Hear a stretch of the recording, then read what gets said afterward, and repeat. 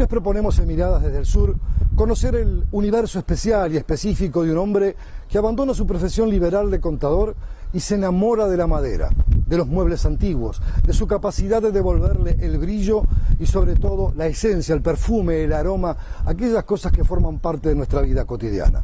Estamos hablando de Gastón Laffitte, un emprendedor talentoso, joven, que se asocia con un restaurador y se van buscando a partir de esos caminos nuevos espacios para devolverle a esos objetos del pasado su verdadera gloria y sobre todo dejarlos en un puesto, en un punto en el cual se convergen al encuentro de distintas sensibilidades. Gastón Laffitte, Muebles con Historia, es la propuesta que hoy les proponemos transitar juntos en Miradas desde el Sur. Bienvenidos.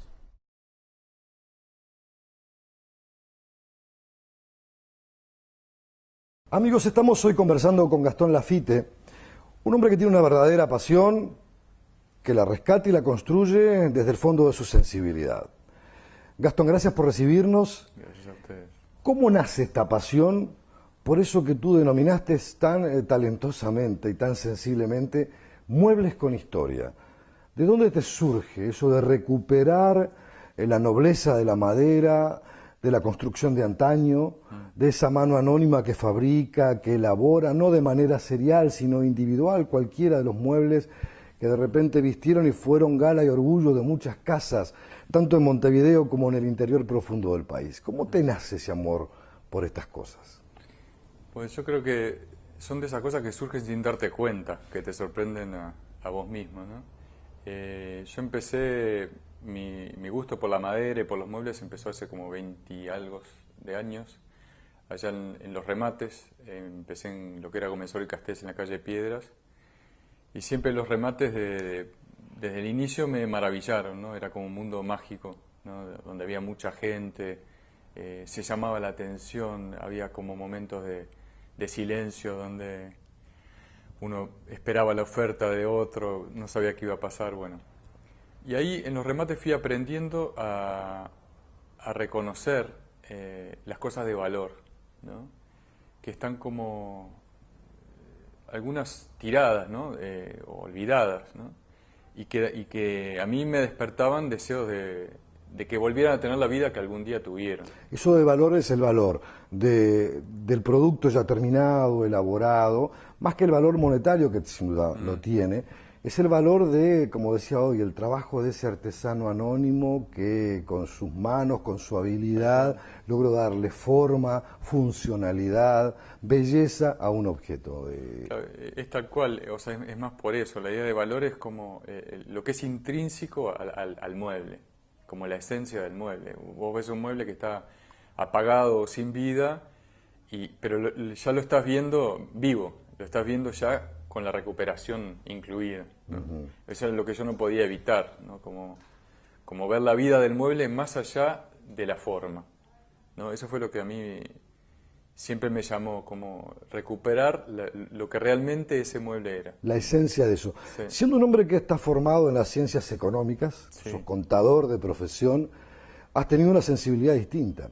A veces uno piensa, hombres que se dedican al mundo de la matemática, de los números, no es que tengan frialdad interior, pero como que son dos vertientes muy distintas.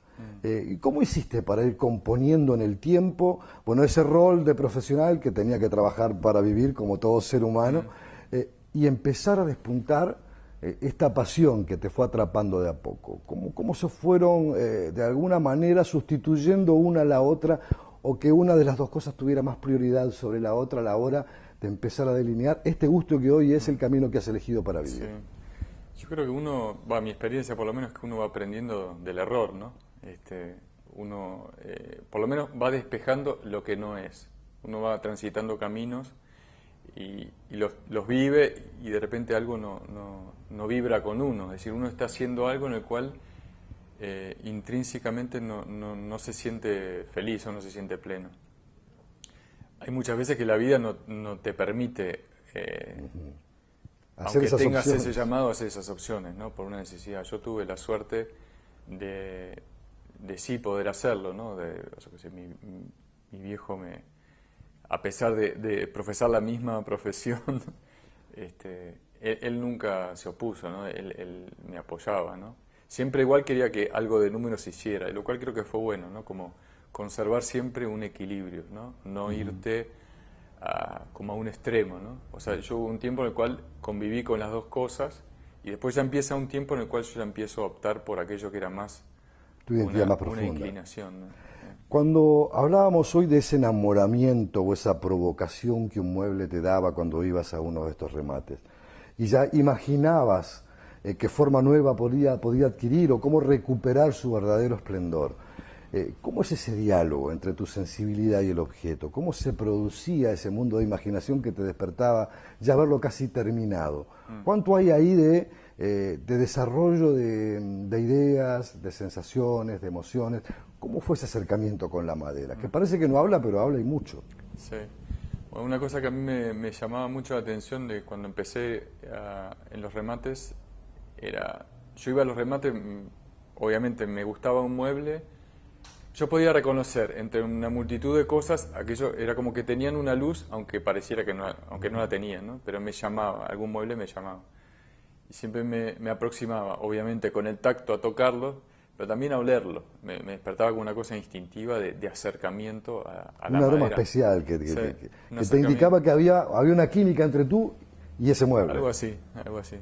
Casi como una especie de enamoramiento, de amor a primera vista, Sí, que había que empezar algo a así, cultivarlo. algo así. Y empezaste inicialmente con los remates. Sí. Pero obviamente, como toda propuesta, hay que abrirse a un camino de, bueno, compro los muebles, los restauro, después yo necesito recuperar las inversiones realizadas. Sí. Y ahí viene otra tarea, otra fase. ¿Cómo fue ese camino? Bueno, ahí también uno va aprendiendo yo aprendí mucho de preguntar, por ejemplo. En los remates yo no sabía nada de maderas, salvo la más conocida, como era el roble, la pinotea, ¿no? Que eran como muchos muebles de esa época había en los remates, ahora menos. Y aprendí mucho preguntando a los propios empleados de las casas de remate o los rematadores si estaban en el salón. Después aprendí a reconocer, veía que ciertos muebles, por ejemplo, en las semanas se repetían, ¿no? En algunos remates, no en todos los remates, ¿no? Entonces empecé a reconocer que también había gente que compraba muebles, los arreglaba y los volvía a enviar a remate, ¿no? Entonces eso también me ayudó a reconocer los trabajos de los artesanos, porque a veces los trabajos eran muy rápidos. De una semana a otra, de repente, o de una semana a 2 semanas estaban los muebles.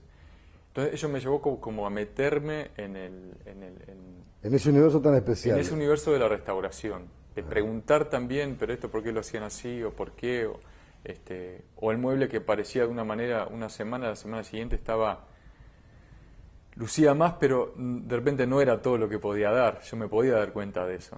Si se entiende lo que quiero decir, ¿no? Como era un lavado de cara, ¿no? Y sin embargo había otros trabajos que eran impecables. Y ahí viene la vinculación con un universo muy especial.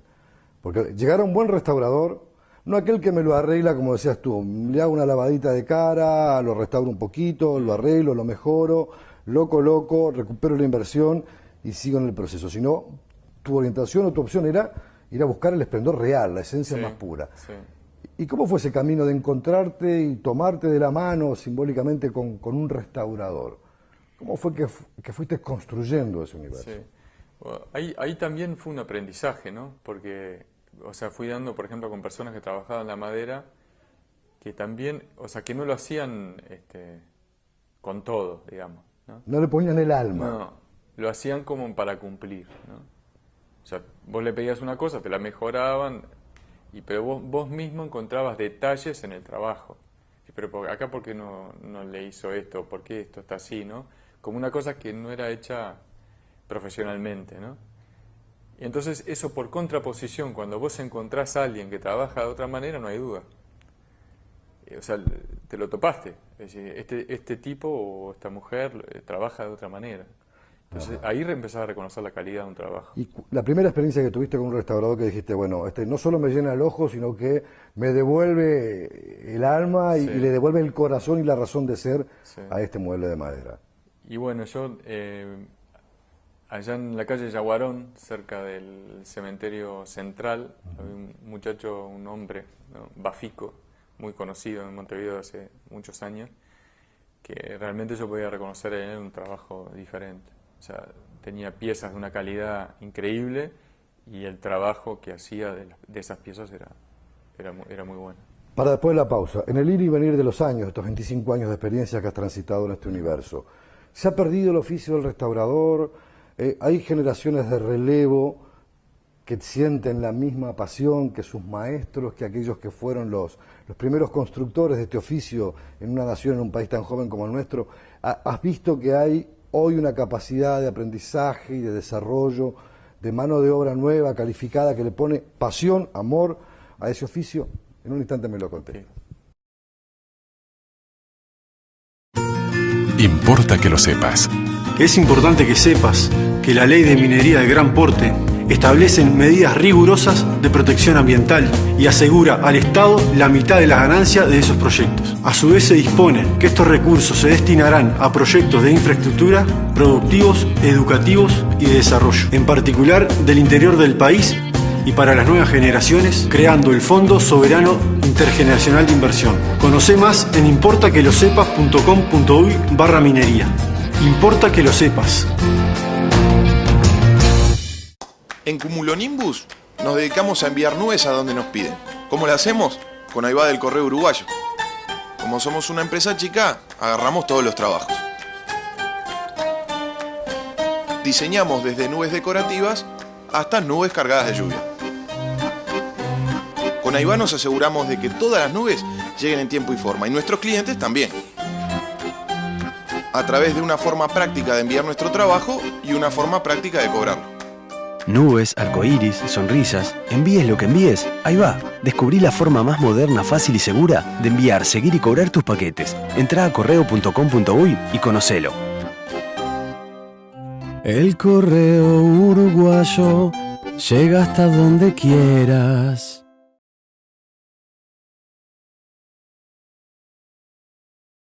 Amigos, estamos con Gastón Lafitte, un contador que además tiene pasión por la madera, por los muebles, por recuperar el brillo, de todo aquello que formó parte y forma parte de nuestra vida cotidiana y que a veces no le damos el valor que tiene. Gastón, antes de irnos a la pausa, te preguntaba, en este largo proceso de aprendizaje personal, de experiencia, de formación, de maduración, en este universo que tú incursionaste, te has topado con muchos restauradores, algunos que por razones de vida, naturalmente se pierden en el ir y venir de los tiempos. Pero has encontrado gente nueva, sabia, joven, que ha sabido capturar la esencia del amor por un trabajo en el que hay que poner mucha creatividad, enorme esfuerzo, pero sobre todo sensibilidad y pasión. Es interesante la pregunta que me haces. Yo lo que veo es dos cosas. O sea, por un lado, el oficio de la restauración como tal, en nuestro país, por lo menos, no es cada vez menos como medio de vida, digamos, como alguien que restaura y ese es su medio de vida. Lo que sí he notado es gente que se metió en la restauración y empieza a partir de ahí como pequeños emprendimientos personales, como la pequeña empresa, ¿no? De empezar ellos como el propio desarrollo de aquello que de alguna manera le llama, ¿no? Encontrar restauradores hoy por hoy no es tan fácil, quedan los de toda la vida, o sea, uno va acá en Montevideo y hay restauradores que siguen estando, ¿no? En la calle Frugoni, bueno, hay un famoso restaurador de mucho tiempo que sigue trabajando y hace 30, 40 años, no sé cuántos años que trabaja. O sea, los hay. De gente joven, así como restaurador, en lo personal, no veo que esté resurgiendo como oficio. Y los maestros, como el que tú hablabas recién, van creando sus discípulos, los que toman el testigo, el relevo, la posta. Les cuesta encontrar a quien se pueda apasionar tanto como él cuando inició su trabajo. Sí. O sea, yo creo que les cuesta. Vivimos en un mundo de inmediatez, ¿verdad? Donde a veces la paciencia, el orden, la planificación, la sensibilidad están como un poco más en rezago. Sí. Y eso es lo que le afecta hoy al oficio del restaurador, desde tu experiencia. Eso está pasando y creo que tiene que ver como con una valoración en general de cómo estamos viviendo, digamos, ¿no? De las cosas que se consiguen más rápido, de repente tienen otro costo y se está optando por una cosa de repente de menor calidad por el mismo valor, ¿no? Así hay, por ejemplo, hablamos de la restauración, pero asociado a la restauración y muy vinculado a este trabajo, por ejemplo, es la cestería. Todo lo que son los tapizados de una silla rústica, ¿no? En totora o en cardo, ni que hablar del esterillado. O sea, cada vez más son menos los que lo hacen.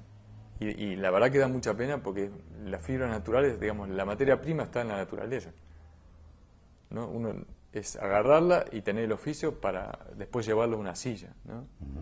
Y eso creo que se está perdiendo por lo general, es algo que cada vez hay menos, ¿no? Tú te fuiste a instalar a Colonia. Sí. Colonia Sacramento. Tenés un restaurador que trabaja contigo y Sí. tenés otro socio más que también contribuye a este emprendimiento. Pero ¿por qué fue Muebles con Historia? Empezó por ese lado Sí. y hoy el sueño pudo haberse, y lo vamos a ver en un instante, ampliado más y ya tiene otro vuelo propio. Pero ¿por qué Muebles con Historia? Colonia es una ciudad muy histórica, Sí. es tal vez el emblema más histórico que el Uruguay tiene, su ciudad considerada patrimonio histórico de la humanidad. Allí se encuentran muchas cosas muy antiguas, viviendo o conviviendo con nosotros a nuestro alrededor y a veces no nos damos cuenta que están. Pero ¿por qué elegiste ese camino? Yo creo que también, honestamente, es de esas cosas que no te das cuenta cuando te surgen, ¿no? En realidad yo estaba en un momento en el cual tenía que definir si le ponía el nombre al emprendimiento, un nombre de fantasía, ¿no? O ponía, por ejemplo, el nombre que llevo, ¿no? Que viene de mis viejos, bueno, de mis ancestros, ¿no? Y ahí sentí o sea, como que mi deber era como dar la cara de alguna manera, con ese nombre, ¿no? Y eso naturalmente me llevó como que todo ahí se unió con la historia de los muebles, se unió con la historia de uno como ser humano, ¿no? Porque es Gastón Lafitte, Muebles con Historia. Le puse el apellido Lafitte, Muebles con Historia, ¿no? Y por ejemplo en la portada de la página en Facebook, cosa que yo nunca le presté atención, en realidad no, yo diría que nunca incursioné, ¿no? Mi apellido viene de Francia, ¿no? Pero nunca fui muy de meterme en el árbol genealógico en la historia. Tuve familiares que sí se metieron y les apasionó, como pasa en toda la familia. Sin embargo, ahora al tomar la decisión, por ejemplo, me fui naturalmente a buscar fui a buscar el Maison Lafitte, ¿no? Que es el lugar en Francia donde supuestamente viene la familia. Y ahí encontré un sello del castillo Sí, el Lafitte de allá, escudo de armas, el blasón sí, familiar. que era un sello de filatelia de no sé qué época del correo francés, y me encantó. ¿Viste? Y dije, esto me cerró todo, ¿no? La historia de uno con la historia que trae lo que hago, ¿no? de los muebles. Cuando hablamos de muebles con historia, podemos hablar de muebles altamente sofisticados, muy refinados, o aquellos otros muebles que se usaban mucho y se siguen usando todavía en gran parte del país, que tienen calidad, durabilidad, textura, sí, pero que son de repente con materias primas más simples. Sí. No es de repente aquello que es más elaborado, que aquella madera que es más costosa. ¿Por dónde has ido decantándote en la elección de esos materiales a la hora de escoger, bueno, este es mi rumbo? A mí siempre me llamaron la atención los muebles más austeros, y por lo tanto esas maderas, ¿no? Entonces la pinotea siempre fue una madera que me apasionó, el roble ni que hablar, el pino americano, no el pino de ahora, ¿no? El pino nacional, el pino de antes, ¿no? El pino americano, el pino blanco, el pino Brasil de otra época, ¿no? Bueno, ni que hablar el nogal, el cedro, todas esas maderas que vinieron al país, me llamaron mucho por su nobleza, siempre. Para mí, nobleza creo que es la palabra de esas maderas. Nobleza, textura, aromas, me decías tú. Aromas, sí. Distinguís perfectamente cualquiera de estas cosas con esos dos elementos centrales, con esas sensaciones o con esa vida de penetrar lo sensible a través, por ejemplo, del tacto y del olfato. Digamos que ayudan, ¿no? Muchas veces yo seguro necesito ayuda, o sea, de algún carpintero o algo, cuando surge alguna madera distinta. Claro, distinta, que tiene uno, lo que se da cuenta es que es diferente a las otras, tiene una veta distinta o tienen una textura distinta, o a veces están muy disimuladas debajo de tintas de años y años. Entonces ahí uno necesita ayuda, por suerte, ¿no? Para que lo ayuden a aprender. Y el interior es un campo fértil para encontrar todo ese tipo de mobiliario. Sí. ¿Con qué cosas más te has sorprendido? Supongo yo porque irás a remates, pero también irás a visitar lugares donde, bueno, te enterás que la familia tal está vendiendo sus muebles, o que los tiene arrumbados de repente en un galpón y no le da el valor real que esos muebles tienen, y llegás y te encontrás casi con un patito feo que en cualquier momento puede convertirse en príncipe otra vez. ¿Te ha pasado eso? Sí. A mí creo de los muebles que más me gustan o me atraen son lo que eran los muebles de los antiguos almacenes, que cada vez es más difícil de encontrar, ¿no? O sea, aquellos viejos cajones, claro, aquellas viejas... Exacto, esas cajoneras enormes hacia arriba o hacia los costados, estos aparadores altos, que generalmente eran de pino generalmente, ¿no? Esos, o antiguos muebles de farmacia. En alguna farmacia de Montevideo hay, y yo he visto notas, ¿no? de esos muebles que se hacían con calidad, se hacían con un destino, ¿no? Con un fin, ¿no? Eran para una farmacia y como tal es como que el artesano que estaba detrás le daba forma al sueño del que iba a llevar adelante el emprendimiento. Y a propósito, para después de la pausa del sueño, ¿cómo se hace para restaurar un mueble o cómo se hace para soñar a partir de maderas nobles, justamente dándole a cada una de esas maderas ese sueño de un destino? Bueno, lo quiero para tal cosa, en tal sitio, en tal lugar, más hecho a la medida, o buscando de repente conjugar la sensibilidad de quien lo elabora con quien lo va a comprar y lo va a tener en su casa. Después de la pausa lo conversamos.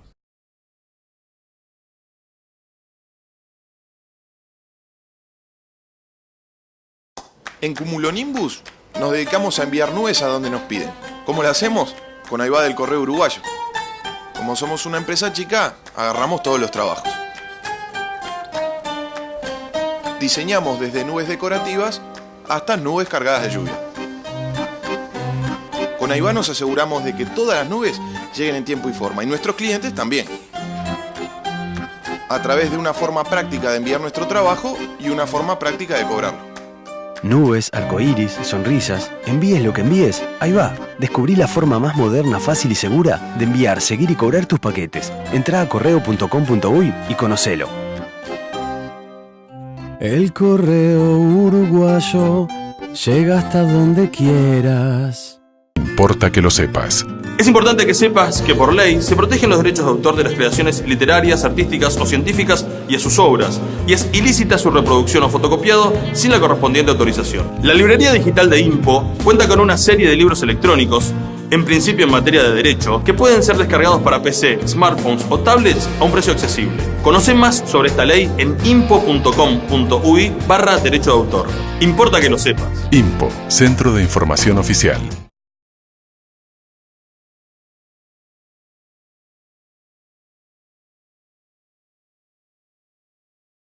Amigos, estamos conversando con Gastón Lafitte, un hombre enamorado de la madera, enamorado de los muebles con historia, de los muebles también con estilo, porque lo tienen. Y te preguntaba antes de la pausa, bueno, ¿cómo se hace ahora para seguir soñando en el diseño, en la elaboración de un mueble, que tal vez venga por encargo? Es decir, yo quiero tener un mueble para determinado lugar de mi casa, pero te pido, te informo que lo quiero de determinada manera, que me gustaría que fuera construido con determinadas especificidades para que yo lo pueda disfrutar en mi casa y forme parte también de esa casa que es mi lugar en el mundo y mi presentación para quienes vienen a visitarme. ¿Cómo haces para conjugar todo eso entre el diseño, la fabricación y el gusto del cliente? Yo creo que, uno recibe datos, ¿no? Recibe datos de un cliente, recibe datos del mercado, ¿no? De la materia prima que tiene. Y a mí lo que me ayuda en el encuentro de aquello que es satisfactorio para todas las partes son las imágenes. Entonces, mirar imágenes, ¿no? de muebles, por ejemplo, ayuda mucho para, no es para copiar, es como que uno toma un poco de acá, otro poco de allá, y de repente en un momento todo conjuga en una en una forma nueva. Así es como me aproximo yo por ejemplo, a lo que quiere una persona. A no ser que a veces también es diferente, a veces que... Sí, tengo este espacio, construyanme claro, algo. a veces es muy directo, te dicen y te das cuenta, no sé cómo es. Dejan toda la elección a tu casa. Sí. El color, la textura, la forma... y lo primero ahí es estar en el lugar. Ajá. O sea, uno no... Porque si no, todo pasa por la cabeza. Si alguien va a poner algo en un lugar, lo primero que uno tiene que hacer es tratar de conocer ese lugar, para ver quiénes van a ser los compañeros de ese mueble, y ver cuál es el lugar de ese mueble en ese espacio. Y yo te voy a preguntar por algo que a veces a los creativos, como tú, a los creadores, como tú, en distintos campos del quehacer humano, le puede pasar a un escritor cuando se enfrenta a su hoja en blanco, al músico ante la partitura aún por construir, al arquitecto que tiene también que diseñar y mirar un montón de aspectos, pero que tiene su mesa con una enorme hoja en blanco. Lo mismo te debe pasar a ti. ¿Cómo es ese diálogo entre esas imágenes que vistes, entre lo que proyectás y soñás, y comenzar a elaborar desde el blanco donde te va a ir el sudor, el alma, la pasión, las ganas a la hora de componer? ¿Cómo haces cuando tenés que enfrentarte a ese instante que es muy personal, es entre tu creatividad y tu hoja? Es interesante. No siempre es igual, ¿no? Y yo creo que ahí también siempre el camino es lo que no es. Uno empieza boceteando cosas, ¿no? O sea, haces un dibujo. Yo no soy muy bueno para el dibujo, ¿no? Pero bueno, no importa, igual lo tengo que hacer. Entonces, boceteas algo y me voy dando cuenta de lo que no es, de la forma que no es, ¿no? Hasta que de repente empezás como a acercarte a aquello que te hace más sentido, o te parece que tiene más que ver con lo que estás buscando. Y ahí yo busco ayuda también, ¿no? Por ejemplo, tengo amigos dibujantes, bueno, decirme, esto más o menos, y busco por ahí. Y después la opinión de él que va a construir. Después, eso es vital, ¿no? Es como... Porque en el plano de las ideas todo precioso hasta que llegas a la práctica. Entonces, ahí hay que aterrizar. Claro, cuando lo tenés que aterrizar, ahí lo más importante es la experiencia del que trabaja la madera. Y decir, bueno, yo quiero esto, ¿cómo lo podemos llevar adelante? ¿Y qué dificultades puede tener? Y aún así, bueno, entonces ahí yo me someto un poco a lo que... Obedezco, digamos. A la mano experta. Obedezco a la mano experta. Y en el camino también van a surgir, la experiencia es que van a surgir cosas nuevas, ¿no? Y ahí, cuando la mano experta empieza a trabajar, empieza otra etapa que es, uno dice, no, esto no va. Yo también, ahí me puedo dar cuenta, esto hay que corregirlo. Cuando la forma empieza a tomar forma, valga la redundancia, ahí uno puede empezar a depurarla, a corregirla, a decir, esto no va, esto tiene que ir para acá, esto en vez de ir acá tiene que ir así, y así van haciendo la criatura lentamente. Sí, sí. Tengo ya la forma hecha, definida, obtuve lo que soñé en un principio. Sí. Y después viene el trabajo de elaborar eso, o sea, de trabajar la madera con tinturas, o puliéndola, o mejorándole, o buscando las aristas, darle un poco de sentido a toda esa geometría que está ahí construida. Esa es una fase muy importante, porque es la fase final, es, digamos, el broche a la elaboración que comenzó desde la hoja en blanco y estamos llegando a esta etapa. Ahí, ¿cómo se hace? ¿Cómo se construye eso? Ahí, esa esencia que tú querías capturar, ¿verdad? Sí. Ahí hay varios elementos. Lo primero es, yo creo que una vez que está la materia prima, es ver qué es lo que vamos a hacer con esto, ¿no? ¿Con qué lo voy a trabajar, ¿no? Y nosotros, por ejemplo, somos partidarios por ejemplo, trabajamos con laca y con cera muchísimo. No somos muy de usar, muy de cargar de mucho producto las cosas, salvo que tengan un destino, por ejemplo, que va a estar a intemperie, entonces tienes que ponerle un barniz marino a un bien, porque va a estar sujeto a eso, va a estar sujeto al agua, qué sé yo. Salvo una cosa práctica, los muebles de interiores tratamos como de realzar su naturaleza con materiales muy naturales, digamos. No somos muy de usar tintas si es por nuestro gusto. Preferimos la madera tal como es, realzándola no somos tampoco muy del brillo, algo semimate más austero, y la cera seguro. Tú me decías que te gustan mucho los muebles austeros, pero hay también muebles más elaborados, Sí. Que también son tallados a mano, casi como fruto de una inspiración, como si fuera un cincel de un escultor que va sobre la madera trabajando y dándole formas, y a veces las formas pueden ser similares, pero entre una silla o una mesa o un mueble cualquiera, las formas pueden aparecer un poco distintas. ¿Eso también lo has logrado rescatar? ¿Has recuperado ese tipo de muebles que son de mayor porte, de mayor peso? ¿Has podido trabajar sobre esas noblezas también importantes? Sí, que no son tan austeras, sino que son más recargadas, ¿verdad? Más barrocas, más rococó, por llamarlas de alguna manera. Sí lo hemos hecho, no es lo que más trabajamos, ¿no? Y tienen, el trabajo en sí mismo de la restauración de esas piezas es más delicado, es muchísimo más delicado. Requiere más conocimiento, requiere más delicadeza, ¿no? Y bueno, en realidad no son tantas las personas que traen piezas de esas a restaurar. Va más por el otro lado, por el lado de que lo sobrio, lo sencillo, pero bien hecho, tiene su belleza particular y natural, y mucho más si hablamos en el mundo más rural, ¿verdad? Donde se convive más con la naturaleza y es necesario tener esa armonía entre el universo al que me asomo y el que habito en mi propia casa. Te decía hoy, estás en Colonia, la vida te fue llevando a Colonia, tu esposa es de Colonia, y si alguien quiere, por ejemplo, contactarse contigo desde Montevideo o de cualquier otra ciudad y quiere saber, bueno, a ver, ¿cómo podés recuperarme este mueble o cómo podés engalanarme parte de mi casa? ¿Cómo hace para contactarse contigo? Bueno, hoy por hoy nosotros lo que estamos es en Facebook, está en la FIT, Muebles con Historia. Bueno, ahí nos van a encontrar y nos pueden conectar, pueden ver imágenes del trabajo que hacemos de restauración. O sea, hay muchos muebles que está todo el proceso de restauración mostrado, ¿no? Para ver mostrar cómo trabajamos. Otra cosa que está en el Facebook también es una cosa nueva que estamos haciendo, que es muebles nuevos con maderas viejas. O sea, estamos haciendo con, por ejemplo, pinotea antigua, que uno encuentra en Uruguay mucho en los pisos de casas antiguas.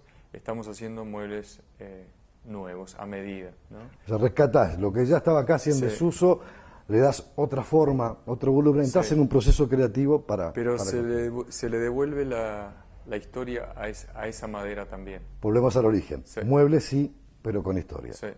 Gastón, muchísimas gracias por recibirnos hoy aquí en este Montevideo que te vio nacer, al que me estás viniendo continuamente por razones laborales, naturalmente, y ha sido un verdadero gusto conocerte, y seguramente a lo largo de este reportaje la gente va a poder disfrutar con las imágenes que lo visten, que lo incorporan, lo que es el fruto de este trabajo y de esta pasión para un hombre que abandona una carrera pero que se enamora de otra y le pone tanta o más pasión, y eso no se ve todos los días. Por eso creemos que es valioso tu testimonio hoy en esta reportaje. Yo les agradezco a ustedes el tiempo y el espacio. Amigos, hasta aquí este reportaje Miradas del Sur. Nos estaremos encontrando en breves días más. Hasta entonces.